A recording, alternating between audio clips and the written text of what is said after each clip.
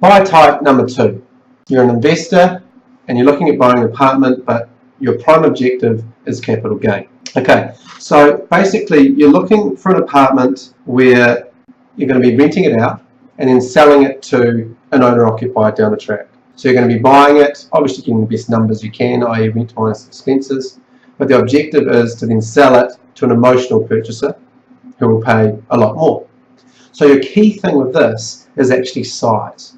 So you've got to have the whole market. For example, if you bought an apartment that was sort of 45 metres squared and it's a 2-bedroom, well, not all the banks lend to 80% on that. So you're cutting out sort of half your market. So you're looking at 2 bedrooms above 55 square metres, and you're looking at 1 bedrooms above 40, ideally 45 square metres. And basically, the bigger the better. But the other thing is it needs to tick all the boxes. It needs to be livable. And I don't mean livable in regards to high end. I mean livable as in apartments are the future.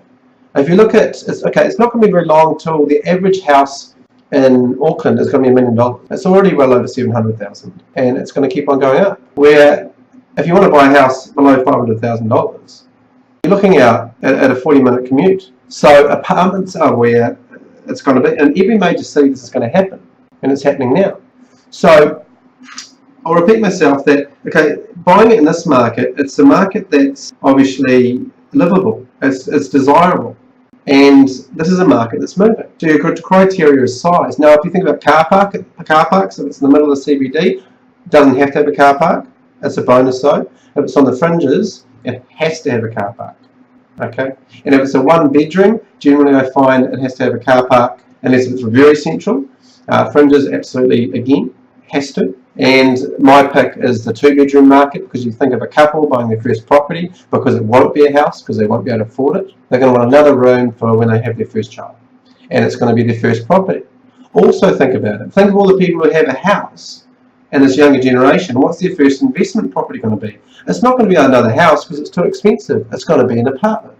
So that's the market that's moving, and that's the market that's going to continue to move. So let's take another story. I do say with my sister. She has a house and she's got 1 child. As soon as they have another child, they're going to need another room. They have a house in Ellerslie. Now they're going to need to upgrade, but they've got to get quite a bit of cash.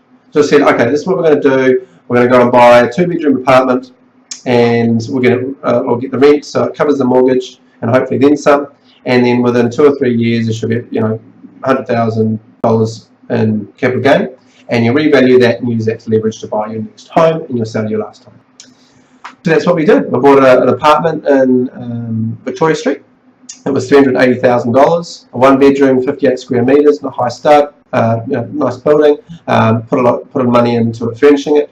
It rents for $5.95 a week. That's more than the mortgage payments, and that's after covering the body corporate fee.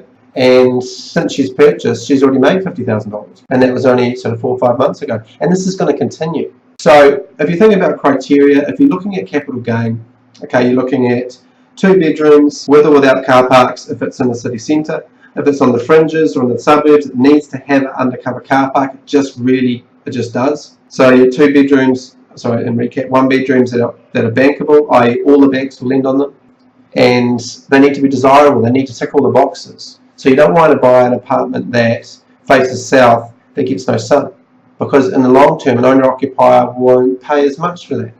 Or you don't want to buy an apartment that has something wrong with it. For example, it's extremely noisy, because an owner-occupier in the future won't purchase that. And remember, a desirable apartment you may have to pay more for now, but that means it's going to go up more because it's going to be more desirable in the future. So that's buy type number 2. You're an investor, you're looking for capital gain as your primary objective, and obviously the rent will cover most, if not, a little bit more than the cost of the outgo. And next I'm going to be talking about buy number 3, which is high risk.